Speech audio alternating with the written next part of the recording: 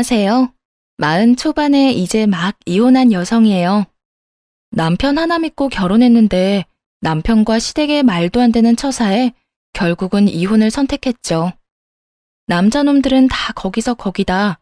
결혼하면 똑같다.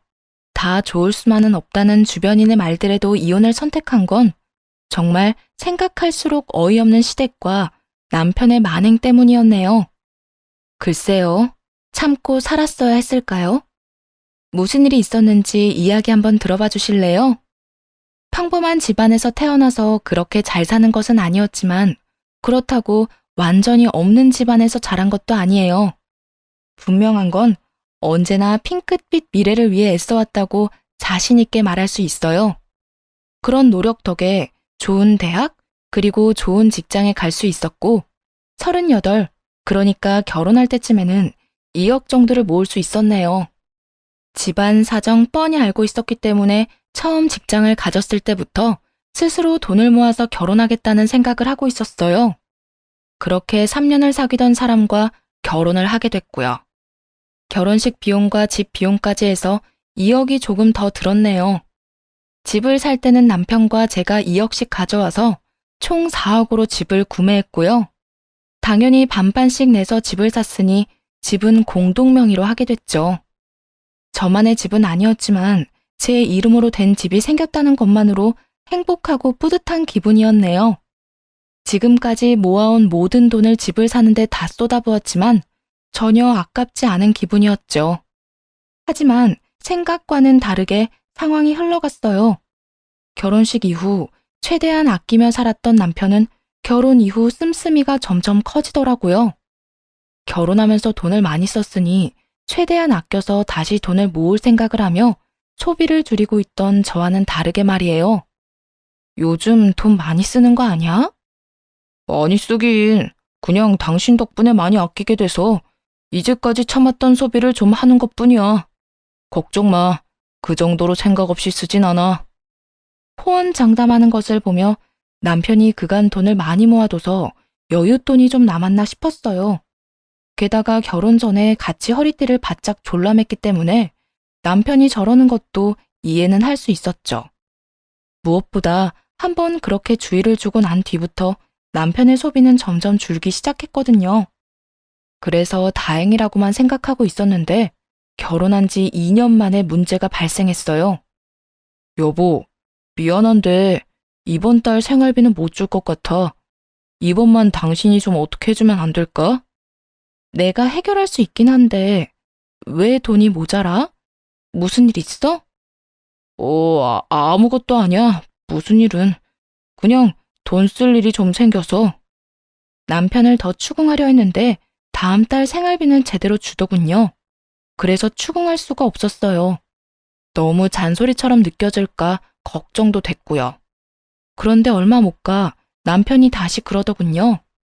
여보, 혹시 이 집, 내 지분 담보로 돈 좀 빌릴 수 있을까? 주택을 담보로? 갑자기 무슨 일인데? 사실은 우리 본가에 돈 쓸 일이 생겨서 돈이 좀 필요하거든. 시댁에 돈이 필요하다니 순간 할 말이 없었어요. 하지만 상식적으로 5천만 원이 넘는 돈이 필요할 이유가 없잖아요. 지금 아프신 것도 아니고 이사를 해야 하는 것도 아니고 아무리 생각해봐도 그 돈이 필요할 일이 딱히 없더라고요. 혹시 무슨 일 때문에 필요한 거야? 어머님, 아버님 갑자기 어디 아프셔? 그런 건 아닌데. 남편이 연신 눈치를 보며 우물쭈물거리더라고요. 사실 우리 결혼한 뒤부터 우리 어머니가 가전이나 가구가 오래됐다고 좀 바꿔달라고 하는 바람에 이것저것 바꿔주느라 돈을 좀 썼어. 그 이야기를 듣는데 속으로 한숨이 푹 나왔어요. 시댁집 가전, 가구가 오래돼서 바꿔줬다는데 나무랄 수는 없었지만 속이 답답했어요. 적당히 거절할 줄도 알아야 하는데 해달라는 대로 다 해준 모양이더라고요. 여태 아무 말 없이 그걸 다 해주고 있었던 남편을 보니 온갖 복합적인 생각이 다 들었네요. 서로 월급이 얼마인지는 알고 있었지만 돈을 합쳐서 관리하는 건 아니었거든요. 생활비 통장이 따로 있었고 거기에 얼마간의 돈을 넣어서 생활비를 해결했고 목돈 준비는 이제 슬슬 준비하려던 상황이었고요. 그러니 남편이 어느 정도로 돈을 쓰고 있었는지는 몰랐죠. 남편에게 물어보니 처음에는 현금이나 일시불을 통해서 충분히 감당됐었다고 하더라고요.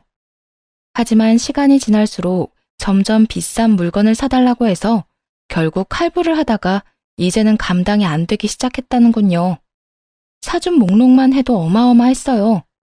처음에는 전자레인지나 밥솥, 청소기 같은 소형 가전이었는데 시간이 지날수록 TV, 세탁기, 냉장고, 옷장 등 고가의 물건을 원하셨다고요.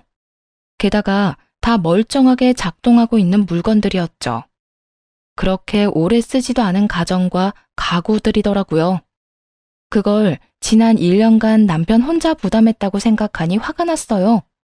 시모가 도대체 무슨 생각으로 이제 막 결혼한 아들에게 그런 걸 요구했는지도 이해할 수 없었고요. 하지만 갑자기 5천만 원이 필요한 이유는 따로 있더라고요. 이번에는 집 리모델링을 하고 싶다고 하셔서, 그리고 그 전까지 산 것들 때문에 할부나 카드 빚이 너무 많아. 그것도 갚아야 하고.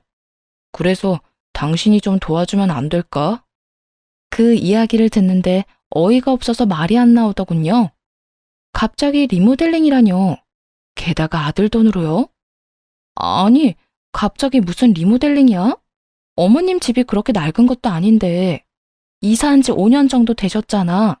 그런데 갑자기 리모델링? 지금 사는 집 너무 구식이라고 하시네. 이사 온 날부터 바꾸고 싶었는데 금액이 너무 커서 못 하셨거든. 그런데 내가 결혼하고 나서 나한테 그걸 부탁하시더라고. 아니, 어머님이 당신한테 돈 맡겨두셨어? 어떻게 이제 막 결혼해서 돈도 없는 아들한테 그렇게 큰 걸 해달라고 하시는 건데. 그러게, 미안해. 당신한테까지 알리고 싶지 않았는데. 리모델링은 아무래도 나 혼자 해결하기 힘들어서. 한숨부터 푹 내쉬었어요. 그리고 남편에게 말했죠. 일단 주택담보대출은 받아도 돼. 그걸로 카드랑 할부부터 갚고 나머지 리모델링 거는 어머님한테 내가 말할게. 이 말에 남편이 눈에 띄게 좋아하더라고요. 한 달에 한 번씩 양가 집에 가서 식사를 하는데 마침 그 주에 시댁을 가는 날이었어요. 주말에 시댁에 가서 맛있게 밥부터 먹고 시모에게 본론을 꺼냈죠. 어머님, 집 리모델링 하려고 생각하신다면서요? 그래, 처음 올 때부터 마음에 들지 않았는데 이번에 완전히 바꾸기로 했다. 그런데 저희가 지금은 돈이 많이 없어요. 그래서 리모델링은 저희가 못 도와드릴 것 같아요. 그리고 이제는 멀쩡한 가구 가전 바꾸려고 이 사람한테 말하지 마세요. 너는 애가 왜 그렇게 생각이 없어? 너 우리 집 꼴을 좀 봐라. 내가 그렇게 눈치를 줬는데도 알아채지도 못했잖니. 우리 집이 어렵게 사는 거 보면 도와줘야 하는 게 당연한 거 아니냐? 어떻게 니들끼리만 잘 살려고 하니? 어머님, 저희끼리 잘 살고 싶어도 지금 이 사람 어머님 과한 요구 때문에 하나도 못 모으고 쓰기만 하잖아요. 그런데도 저희가 잘 살고 있는 거예요? 카드 빚에 허덕이는데. 뭐? 너 설마 우리 아들이 돈 다 내도록 만든 거야? 저도 얼마 전에야 알았어요. 이 사람이 여태껏 저한테 말도 안 해줬으니까요. 아이고, 넌 도대체 시집 와서 도움되는 게 뭐야? 시댁이 이렇게 힘들어도 도와줄 생각도 안 하고 우리 아들한테 돈이나 쓰게 만들고. 마치 제가 돈을 냈어야 한다는 식으로 이야기를 하는 시모를 보며 어이없었어요. 게다가 이렇게 짜증내며 소리치는 것도 이해가 안 갔죠. 그리고 남편이 저한테 아무 말도 안 하는데 무슨 수로 이런 일을 알 수 있었겠어요? 시모가 직접 말해준 것도 아닌데 말이죠. 제가 몰랐는데 그걸 어떻게 막았겠어요? 만약에 알았다 하더라도 저는 절대로 이 리모델링 허락 안 해줬을 거예요. 그러니까 리모델링은 포기하세요. 차라리 나중에 이사하게 되시면 그때 리모델링 된 집으로 가시든가요. 강경하게 말하자 시모가 더 짜증을 냈어요. 네가 안 해준다고 해서 우리가 안 해야 하니? 내 아들은 네 남편이기도 하지만 내 자식이기도 해. 내 자식이 나한테 해준다는데 왜 네가 그걸 말린다고 난리야? 이 사람 지금도 카드빚 어마어마해요. 그리고 그 이유는 전부 어머님 때문이고요. 아니 그러니까 왜 우리 아들이 그걸 다 떠안는 건데? 너 말해봐라. 왜 네가 돈을 다 내는 거야? 엄마, 내가 엄마 아들이잖아요. 내가 아들인데 왜 그걸 남한테 떠넘겨요? 엄마, 그렇게 나 파렴치한 사람 만들지 말아요. 그렇다고 내가 안 해준 것도 아니잖아요. 남편이 시모에게 그렇게 이야기하자 시모는 어이가 없다는 듯 저와 남편을 번갈아가며 보더군요. 네가 이렇게 다 부담할 줄 알았으면 난 너한테 그런 거 해달라고 안 했을 거다. 너도 착해 빠져서 큰일이야. 이러다 며느리 치마폭에 쌓여서 굴러다닐까봐 걱정이네. 시모는 그렇게 막말을 하고는 홀라당 가게 밖으로 나가버리더라고요. 결국 그 뒤로 시모는 리모델링 이야기는 다시 꺼내지 않았고요. 다만 그 다음부터 저를 볼 때마다 못 잡아먹어 안달이 났을 뿐이죠. 남편이 제 편을 든 것이 그렇게 마음에 안 들었는지 잔소리 폭격이 시작됐거든요. 화장이 이게 뭐냐, 하고 다니는 꼴은 왜 그러냐 등이었죠. 결혼 전에는 한마디도 안 했으면서 말이에요. 그렇게 한번 부딪히고 나니 하나부터 열까지 제가 하는 모든 것들이 눈꼴 시리고 짜증난 모양이더라고요. 시모가 왜 저러는지 화는 났지만 그보다도 남편이 한 말에 감동을 받았어요. 자기 부모를 자기가 책임지려는 그 모습의 말이에요. 뭉클한 기분이 들면서 결혼하기 잘했다는 생각이 들었네요. 다시 생각해보면 자기 돈으로 시댁에 다 퍼주려던 왕호구에 자기 부모밖에 모르는 인간일 뿐이었지만 그때는 그런 생각도 못했어요. 남편이 저한테 부담을 안 주려고 혼자 책임지려고 했다는 생각뿐이었죠. 콩깍지가 제대로 씌었던 거죠. 그래도 그나마 정신이라는 게 남아는 있었는지 남편이 상의도 안 하고 그렇게 많은 돈을 쓴 건 좀 화가 나긴 하더군요. 그래도 이해하려 했어요. 남편에게 2번 다시 시모의 그런 요구에 응해주지 말라고 단단히 일러뒀고요. 그래서 앞으로는 그런 일이 벌어지지 않을 거라고 내심 안일하게 생각했던 것 같아요. 그렇게 평화로운 시간이 흐르는 듯 했어요. 그런데 그런 평화는 얼마 가지 못했네요. 이번에는 이상한 요구를 저한테 하기 시작했거든요. 그날은 시모가 저희 집에 오는 날이었어요. 명절을 맞아 시부모가 식사도 함께하고 머물 겸 온 거였죠. 딱 필요한 가구와 가전만 들어와 있었던 상태라서 아직은 휑하고 삭막했던 상태일 때였어요. 너희 집 생각보다 괜찮구나. 이렇게 보니까 똑같은 평수라도 좀 더 커 보이고 인테리어도 잘 해놔서 따로 할 필요도 없겠고. 마치 집 보러 온 사람처럼 말하는 시모를 보며 의아했죠. 그런데 그 의아함이 경악으로 바뀌는 건 순식간이었어요. 시모가 남편을 향해 건넨 말이 그 원인이었네요. 이 집, 우리 집이랑 바꾸지 않을래? 아무리 봐도 이 집이 나하고 더 잘 맞는 것 같은데 우리 집이나 너희 집이나 가격은 비슷하니까 차액은 내가 메워줄게. 어때, 아들? 귀를 의심할 정도의 발언이었어요. 신혼집은 남편과 저 공동명의였잖아요. 그러면 저한테도 물어봐야 하는데 시모는 마치 남편에게 모든 결정권이 있다는 듯 남편에게만 물어보더군요. 그에 화가 나서 시모에게 말했어요. 어머님, 저희 이 집에 들어온 지 이제 3년 정도예요. 게다가 이 집 남편이랑 제 회사 거리까지 계산하고 결정한 집이고요. 인테리어며 장식이며 제가 다 했는데 안 돼요. 저는 그렇게는 못해요. 뭐가 문제야? 우리 집이랑 바꾼 다음에 그 집을 네 마음에 들게 네가 다시 꾸미면 되는 일 아니냐? 그게 그렇게 힘들 일이니? 하긴 시어머니를 길가에 돌멩이 취급하는 며느리니 내가 무슨 말을 해도 해주기 싫겠지. 무슨 말씀을 그렇게 하세요? 제가 언제 어머님을 그렇게 취급했다고 그러세요? 그리고 잘 살고 있는 아들 내외 쫓아내고 그 집에서 살고 싶다고 하는 게 시어머니가 하실 말씀이긴 해요? 내가 왜? 내가 너한테 못할 말이 어디 있어? 솔직히 내가 왜 너한테까지 허락을 구해야 하는지 모르겠다. 내가 너한테 물었니? 내 아들한테 물었지. 언쟁이 강해지고 목소리가 커지기 시작하자 남편이 저와 시모 사이를 중재하며 나섰어요. 엄마, 여보, 두 사람 다 그만해요. 엄마는 나랑 같이 나가서 이야기하고 당신은 집에서 쉬고 있어. 내가 이야기하고 올 테니까. 야, 넌 저번부터 왜 마누라한테 아무 소리도 못해? 내가 과한 걸 요구하는 것도 아니잖아. 시집 오면서 도움되는 거 하나도 없는 네 아내, 뭐가 좋다고 끝까지 감싸고 돌아? 시모는 마지막까지 발악을 하며 남편에게 끌려 밖으로 나갔어요. 솔직히 시모의 이런 모습이 적지 않게 피곤했죠. 도대체 무슨 생각으로 잘 사는 아들 부부 집을 뺏으려고 하나 싶었거든요. 그래도 남편이 어련히 잘 알아서 하겠지 하며 한시름 놓고 있었는데 남편이 집에 돌아와 하는 말이 더 열받았네요. 여보, 내가 엄마랑 이야기해봤는데 우리 집 엄마네 집이랑 바꾸는 건 어때? 사실 엄마네 집도 이사한 지 그렇게 오래된 것도 아니고 집 자체는 그리 나쁘지 않으니까. 그리고 부모님이잖아. 우리가 양보하자, 응? 시모가 대체 어떤 말로 구슬렸는지 남편은 나갈 때와는 정반대로 시모의 편이 되어 있더군요. 당신, 시댁에서 당신 회사가 얼마나 오래 걸리는지 알고도 지금 그런 말 하는 거야? 완전 정반대라고, 정반대. 게다가 이 집은 내가 손수 꾸몄잖아.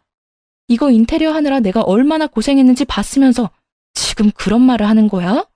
난 싫어. 절대로 싫다고. 아무리 생각해도 그때 리모델링을 거절한 것이 원인 같더라고요. 그거 말고는 이렇게 아나무인으로 구는 이유가 없잖아요. 하고 싶었던 리모델링을 못하게 돼서 불만이 있다며 시위하는 거로만 보였어요. 딱 봐도 그에 대한 앙심으로 지금 이런 짓을 저지르는 거였죠. 게다가 시모도 시모였지만 남편도 너무하잖아요. 어떻게 그렇게 시모한테 휘둘릴 수가 있나요? 부모빚 자기가 갚는 거야 뭐라 안 하겠지만 집을 바꾸겠다는 건 전혀 다른 차원의 일이잖아요. 또 남편 혼자 사는 집도 아니고 저하고 공동 명의로 산 집인데 혼자 저런 식으로 결론 내는 건 있을 수 없는 일이죠. 시모한테 홀라당 넘어가서는 집까지 양보하자는 말을 하는 남편에게 더 화가 나서 안 되겠다 싶었네요. 혼자 열폭하고 스트레스 받느니 도대체 뭐 때문에 이런 요구를 하는지 또 진짜 원하는 게 뭔지 확인하려고 시모를 찾아가기로 했죠. 그런데 또 기가 막힐 일이 하나 더 생겼어요. 시모가 저와는 만나주지 않겠다는 거예요. 자기는 저하고 할 말이 없다면서요. 아들하고 알아서 할 테니 저한테는 신경 끄라더군요. 정말 인내심의 한계를 시험하는 말들 뿐이었죠. 저하고 의견 조율 안 되면 그 집 절대 못 가지실 거예요. 어머님 이야기나 들어보고 결정하려고 했는데 아예 안 만나주시겠다면 더 이상 생각할 것도 없이 거절할게요. 그렇게 이야기하자 시모가 화를 내더군요. 네가 뭔데 내 말을 들어주고 말고야. 그리고 너 우리 아들이랑 결혼했다고 뭐라도 된 것처럼 떵떵거리는데 그게 언제까지 갈 것 같니? 그래, 좋다. 만나서 따져보자꾸나. 결국 시모의 분노를 끌어내서 만남의 자리를 마련했어요. 그 집을 시모 집과 바꾸겠다는 생각은 정말 눈꼽만큼도 없었어요. 그저 시모에게 더 단단히 일러두기 위해서 만나서 이야기하려고 했던 거죠. 시모와 오랜만에 마주보고 앉았는데 눈에 아주 냉기가 쌩쌩하더군요. 혹시 저희 집이랑 시댁집 바꾸고 싶다고 하신 거 제가 리모델링 해달라는 거 거절해서 그런 거예요? 내가 해달라고 했으면 이유가 있을 거라고 생각은 안 해봤니? 그런데 너는 그걸 그냥 단칼에 거절했잖아. 내가 너한테 좋은 마음 품는 게 더 이상하다고 생각은 안 하니? 리모델링 원하시는 건 좋은데 그걸 왜 아들한테 해달라고 하세요? 두 분이 돈 안 벌고 계시는 것도 아니고 이제 막 결혼해서 돈 없는 아들한테 그런 부담 지우고 싶으셨어요? 내가 우리 아들한테 그랬겠어? 내가 아들한테 이야기하면 당연히 네가 도와줄 거라 생각했다. 그런데 이게 뭐니? 내 아들이 빚을 다 지고 있다니. 넌 며느리가 돼서 도대체 하는 게 뭐야?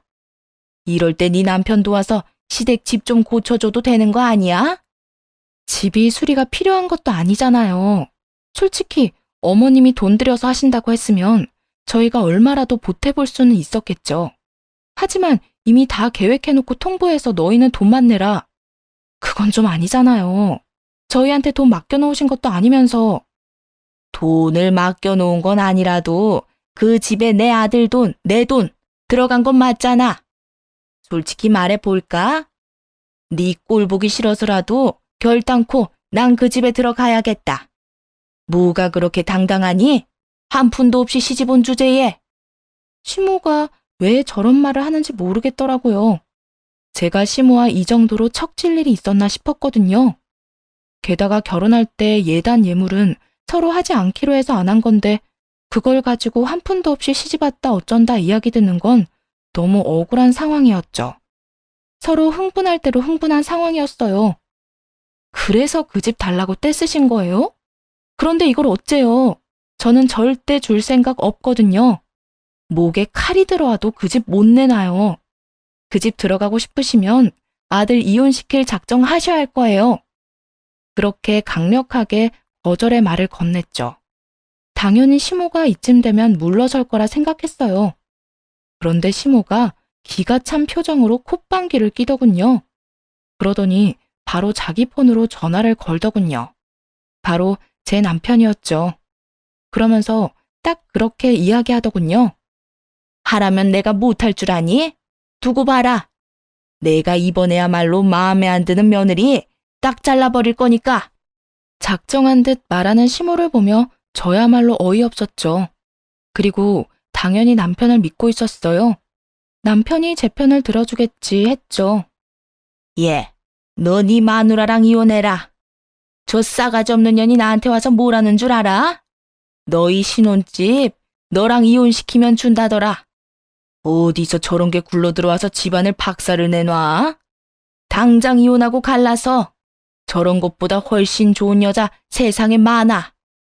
시모 하는 말을 듣는데 어이가 없었죠. 그런데 남편이 시모에게 그러더군요. 엄마, 무슨 일 있어요? 그 사람이랑 만났어? 개인적으로 만나지 말라고 했더니 왜 만났어요? 일단 와이프한테는 내가 이야기해 볼 테니까 일단 진정해요. 내가 진정하게 생겼어? 화병 나서 돌아가시게 생겼어. 어떻게 며느리가 돼서 어른한테 말대꾸에 두 눈 부릅뜨고 협박까지. 노년에 늙어서 이게 다 무슨 일이야? 넌 엄마가 이런 취급받는데도 이런 여자랑 계속 같이 살 거야? 응? 네가 뭐가 모자란데? 당장 헤어져도 저것보다 더 좋은 여자 충분히 만날 수 있어. 그런데도 남편은 시모에게 대화하지 말라고만 하더군요. 이때부터 기분이 싸했죠. 제가 남편에게 시모와 이야기를 하고 싶다고 말하면 남편은 마치 시모가 제 전화를 피하는 것처럼 말했거든요. 그런데 지금 시모가 하는 말을 듣고 나니 시모가 저를 피한 게 아니라 남편이 저와 시모의 대화를 피하도록 만들었다는 게 느껴졌죠. 뭐가 있구나 싶어서 그날 저녁 남편과 대화를 했어요. 그런데 말을 꺼내기도 전에 남편이 먼저 그러더군요. 여보, 우리 엄마랑 제발 부딪히지 마. 내가 저번에도 말했잖아. 그냥 우리가 양보하자고.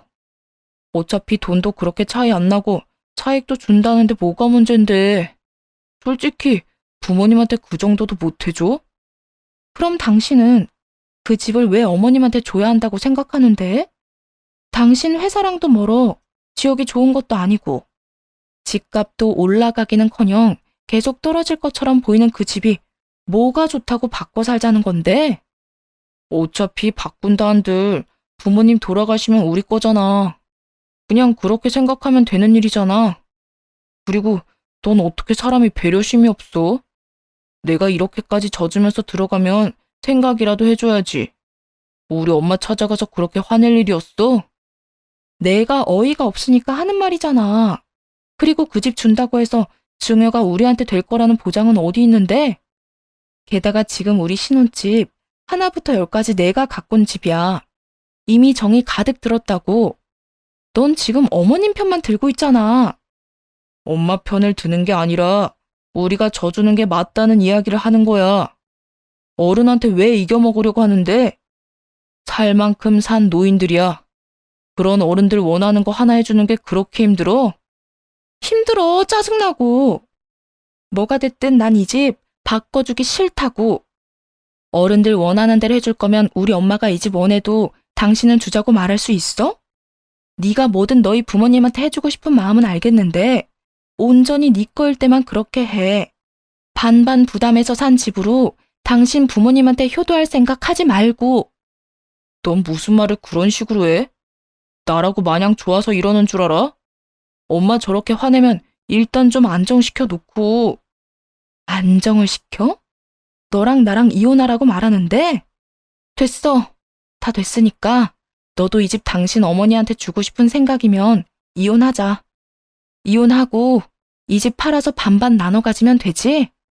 아니면 너희 부모님이 이 집 갖고 나한테 2억 주던가. 그러면 계산이라도 깔끔하겠지. 무슨 허튼 소리야? 이혼은 무슨 이혼? 이혼은 절대 안 해. 집 바꾸면 당신은 다시 꾸미면 되잖아. 당신 그런 거 좋아하기도 하고. 그냥 그렇게 쓰자, 응?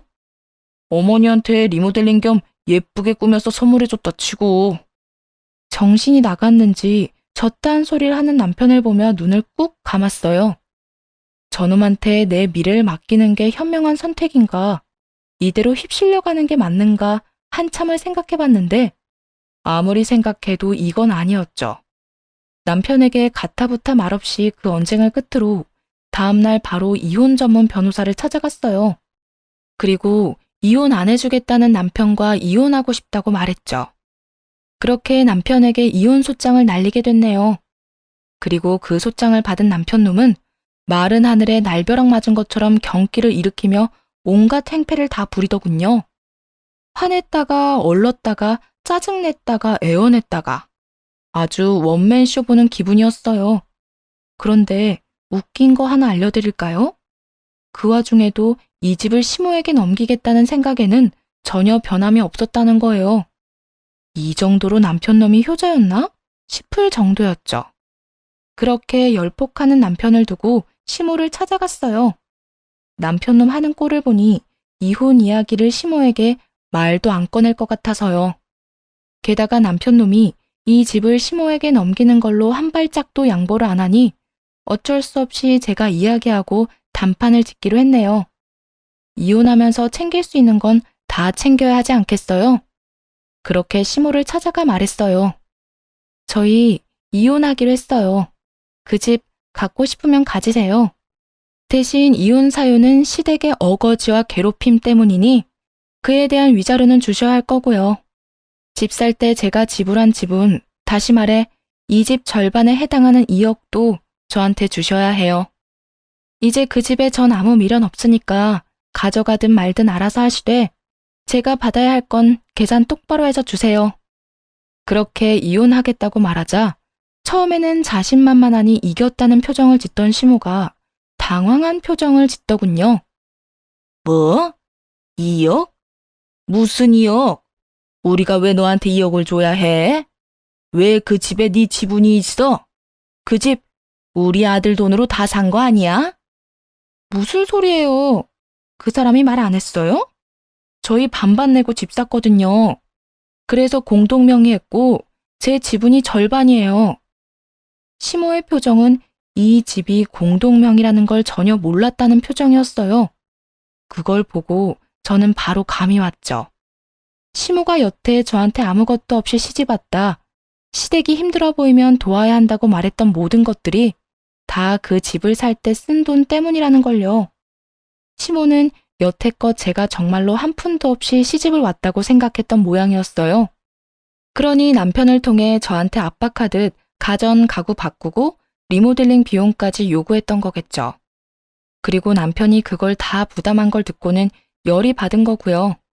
제가 집을 해오지 않았으니 그 정도는 해줘야 한다고 생각하고 생떼를 쓴 모양인데 그걸 남편이 다 지불했다고 하니 당황했겠죠. 게다가 집 바꿔달라는 요구도 제가 낸 돈이 없다고 생각했으니 저한테 발언권이 없다고 본 거예요. 그래서 계속 저와 부딪히기만 했던 거고요. 그럼 내가 준 2억은 그건 다 어디 갔어? 무슨 2억이요? 아드님하고 아줌마 사이에 돈이 어떻게 오간지 모르겠는데 집 살 때 그 사람이 2억만 들고 온 건 사실이거든요. 그래서 저랑 절반 나눠서 공동 명의로 집 산 거고요. 남편이 결혼할 때 2억을 모았던 건 사실이었어요. 그런데 시모가 따로 2억을 준 건 몰랐던 사실이었죠. 남편도 부모 도움 없이 돈 벌어서 준비한 사람이라고만 생각하고 있었거든요. 아예 저와 시모가 알고 있던 전체 자체가 달랐던 거였네요. 진실을 알게 됐다고 시모와 남편을 용서할 생각은 추호도 없었지만요. 이놈이 진짜 2억만 냈다고? 그럼 내 돈은 다 어쩌고? 난 당연히 자기 돈이랑 합쳐서 그 집 단독 명의로 산 줄 알았는데 이놈은 여태껏 도대체 무슨 짓을 한 거야? 시모는 완전히 뒤로 넘어갈 것 같았어요. 조금만 더 건드리면 진짜 쓰러질 것처럼 보였네요. 이제야 대충 이해가 갔어요. 남편 놈이 여태껏 시모 뒤치다꺼리한 이유 말이에요. 바로 자기가 꿀꺽한 2억 때문이었던 거였죠. 시모는 자기 아들이 집을 해왔으니 며느리인 저한테 뭐라도 요구하려고 돈 내라고 한 거였고, 남편 놈은 그 이야기를 하려면 자기가 2억을 어디다 썼는지 알려야 하니 말도 못하고 자기 선에서 해결하려다가 결국 이렇게 펑 터진 거였네요. 이게 다 중간에서 저와 시모를 둘 다 속인 남편 탓인 거죠. 물론 남편 탓이 컸다 하더라도 저를 괴롭히고 어이없는 요구를 한 시모가 잘못하지 않은 건 아니죠. 결론은 둘 다 똑같이 멍청하고 저열한 인간들이었다는 점이죠. 모르죠. 그 인간이 어떤 짓을 한 건지. 근데 이미 저는 남편한테 이혼 소장 날렸고 이혼은 정해진 순서거든요. 제 돈 2억은 누가 내놓든지 내놔야 될 거예요. 이혼 판결 나면 어떻게든 줘야 하겠지만. 이렇게 말하자 시모는 순식간에 태세를 전환해 부드러운 목소리로 말했어요. 아가, 내가 이 일에 대해 좀 알아봐야겠는데 시간을 조금만 줄 수 있겠니? 집을 달라고 한 건 진짜 일부러 그런 거 아니야. 그 집 달라고 안 할 테니까, 응? 나는 몰랐어. 우리 아들이 집 살 때 돈 다 낸 줄 알고. 그러니까 이혼은 없던 일로 해줄 수 있니? 없던 일로 하기엔 피차 너무 멀리 온 것 같은데요. 갈 때까지 갔고 서로 상처받을 만큼 상처받았으니 이쯤에서 그냥 영 끊고 남으로 돌아가는 게 맞는 것 같아요. 이혼 번복 없을 거예요. 알고 나니 더 정 떨어지는데 무슨. 그놈은 여태 좋은 남편, 좋은 아들 흉내내더니 본성 터진 거 보니 이혼 이야기 잘 꺼냈다 싶네요. 시모가 어떻게 나오든 자리를 박차고 일어섰어요. 이제야 시모는 제 손을 붙잡으며 애원하듯 쳐다보더군요. 저는 그 손을 탁 치웠어요. 둘 사이에 무슨 일이 있었는지 모르겠지만 알아서 잘 푸시고 돈도 둘이서 알아서 해결 보세요. 앞으로 볼 일 없었으면 좋겠네요. 그렇게 시모에게 야멸차게 말하고 나왔는데 시모가 뒤에서 허둥대는 게 느껴지더군요. 상황이 어떻게 됐는지 확인하려고 자기 아들에게 전화하려는 것 같더라고요. 잠깐만 기다려봐. 우리 아들 불러서 이야기해보자. 응? 이렇게 우리끼리 이야기하고 끝내지 말고. 그 말에 남편과도 담판이 필요하다는 생각이 들었어요. 삼자 대면으로 만나서 이야기하면 잘잘못을 더 명확히 가릴 수 있을 테니 남편을 만나기로 했죠. 남편이 가게로 오고 저와 시모가 같이 앉아 있는 걸 보더니 아주 당황한 듯 물었어요. 두 사람이 무슨 일로? 너, 내가 준 2억은 어쨌어? 그걸로 집 살 때 보탠 거 아니었어? 너 나한테는 집 살 때 다 보태서 샀다며. 그래서 난 여태까지 너희 신혼집이 네 단독 명의인 줄 알았다. 그런데 알고 보니 너 2억만 했다며? 이게 다 무슨 일이야? 엄마, 그게...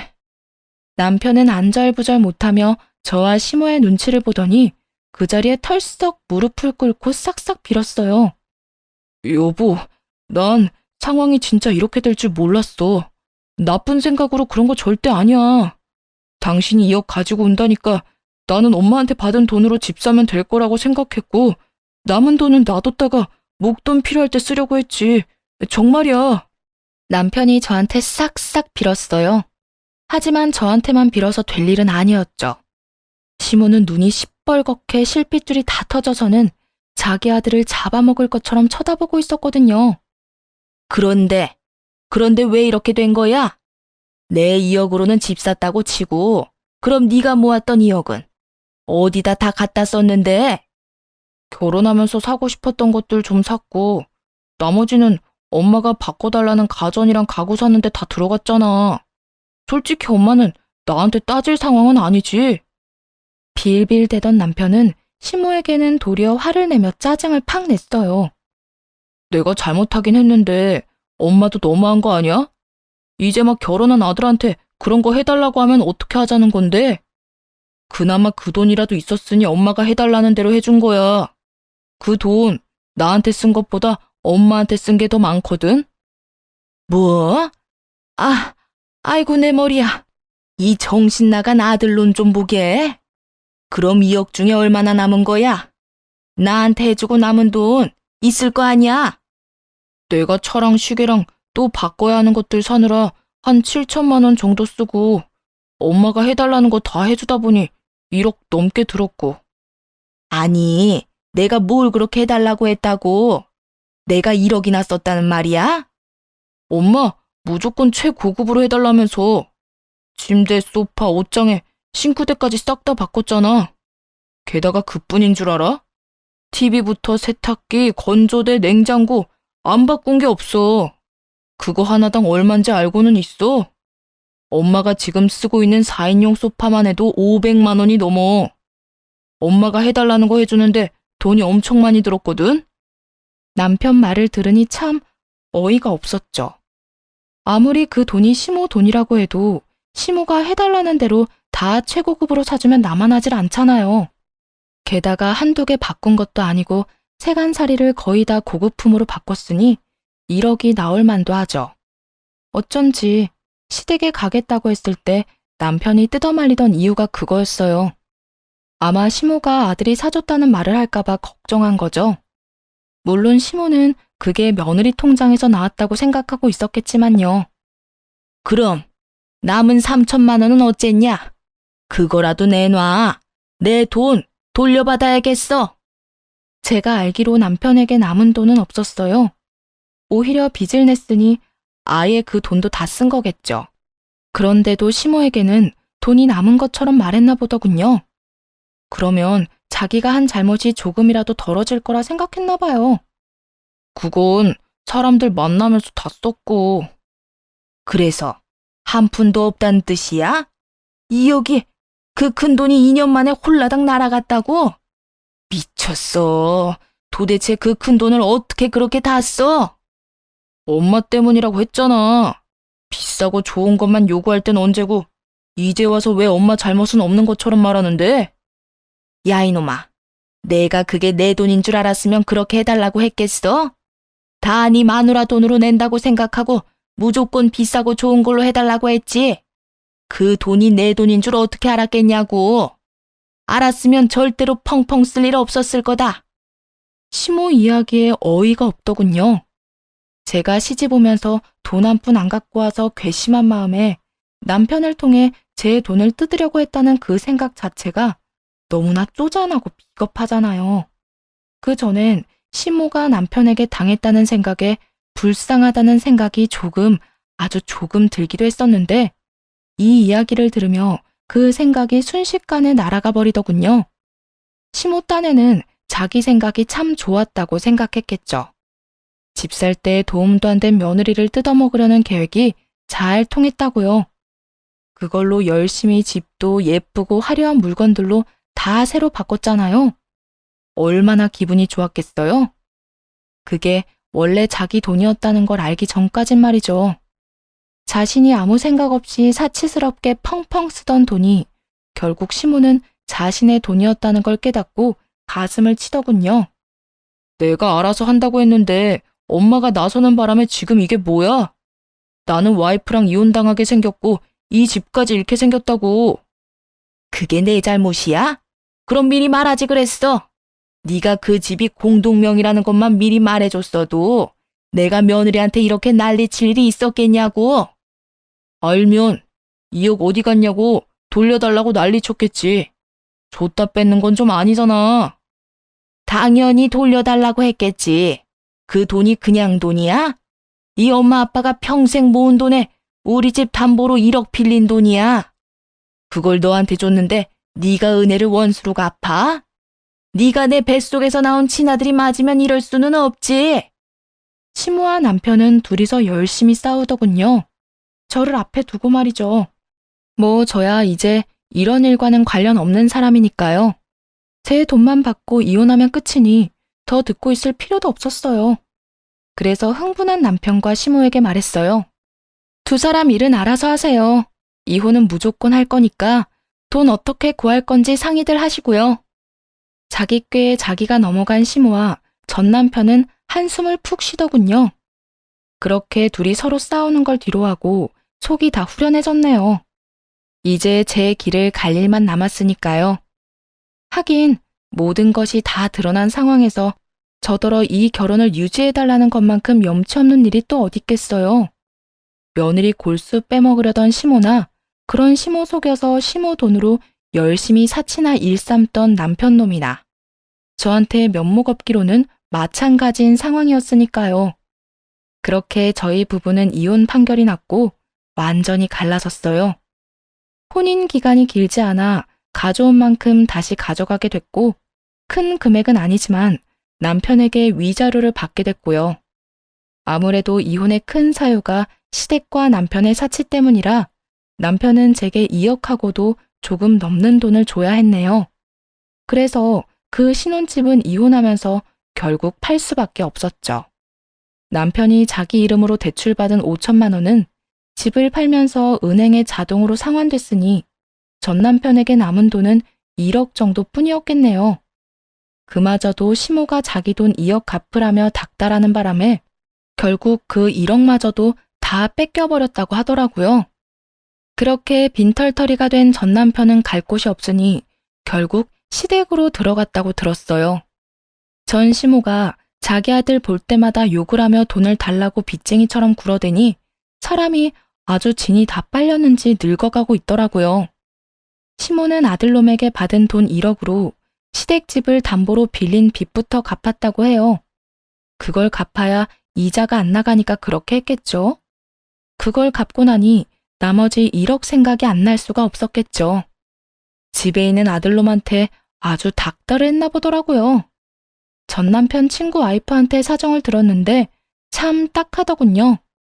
전 남편이 쉬는 날 또는 저녁 시간에 일하고 집에 돌아와서 쉬려고만 하면 아주 득달같이 달려와서 쓴소리를 했답니다. 지금 쉴 틈이 어딨냐고 당장 가서 일이라도 해서 내 돈 1억 갚을 생각이나 하라고요. 배달이든 택배든 뭘 해서라도 갚으라고 아주 난리도 아니었대요. 결국 전 남편 놈은 그런 자기 엄마 등살을 이기지 못해 시댁에서 나와서 월세방을 빌려서 살고 있다고 하더군요. 전 남편 놈이 결혼 후 1, 2년 동안 씀씀이가 엄청 커졌었잖아요. 차도 좋은 거, 시계도 비싼 거, 정장이나 구두 같은 것도 비싼 걸로만 사서 쓰면서 이제는 중저가 브랜드는 눈에 차지도 않은 모양이더라고요. 뭐 씀씀이가 커지면 다시 돌아가는 게 거의 불가능하긴 하죠. 사람이 가지고 있던 그 과시욕과 자존심이 그걸 방해하니까요. 당장 돈이 없으니 어쩔 수 없이 그것들을 하나 둘씩 팔고 결국 빈털터리가 됐다고 하더라고요. 하기야 그걸 팔아도 비싼 거 처먹고 비싼 돈 들어가는 취미 활동을 하니 당연히 돈이 술술 빠져나갈 수밖에요. 돈을 아끼고 예전처럼 돌아갔다면 건실한 생활을 할 수도 있었을 텐데 그 사람에게 그런 생각 따위는 추호도 없었던 모양이에요. 어때요? 이 정도면 제가 이혼할 만한 충분한 사유가 됐나요? 사람이 항상 똑같을 수는 없겠지만 저렇게 타락해버리면 다시 돌아오는 게 힘들다는 걸 알았네요. 전 남편은 시모에게 받은 돈을 숨겨두고 혼자 흥청망청 쓰며 시모와 저를 기만했죠. 전 시모는 며느리 돈이라고 생각해서 흥청망청 사치 부리다가 결국 자기 돈은 모두 잃고 억울한 마음으로 아들을 욕하고 원망하며 살게 됐죠. 이런 사람들과 함께 살아갈 수 있었겠어요? 이런 사실을 모두 알고도 이들을 용서하고 함께 할 수 있으면 그게 천사도 아니고 폭우일 뿐이죠. 게다가 이혼 후에 그 행보를 좀 보세요. 이 사람들이 자기 잘못을 뉘우치고 서로 힘을 모아 잃어버린 것들을 되찾고자 힘썼다면 아마 씁쓸한 마음도 들었을 거예요. 변할 수 있는 사람들을 놓쳤다고 생각하면서요. 그렇지만 그들의 모습은 정말 처참하기 그지없잖아요. 다 잃고도 서로 탓만하며 끝없는 욕심만 부리고 있으니 솔직히 이런 전 남편과 시모 모습을 보니 이혼하기 정말 잘했다는 생각만 들더라고요. 그리고 속이 후련했어요. 저런 인간들이랑 이제는 완전 남이라는 것이요. 글 읽으시는 분들도 아니다 싶을 때는 빨리 떠나세요. 잘못된 선택은 착한 사람을 호구로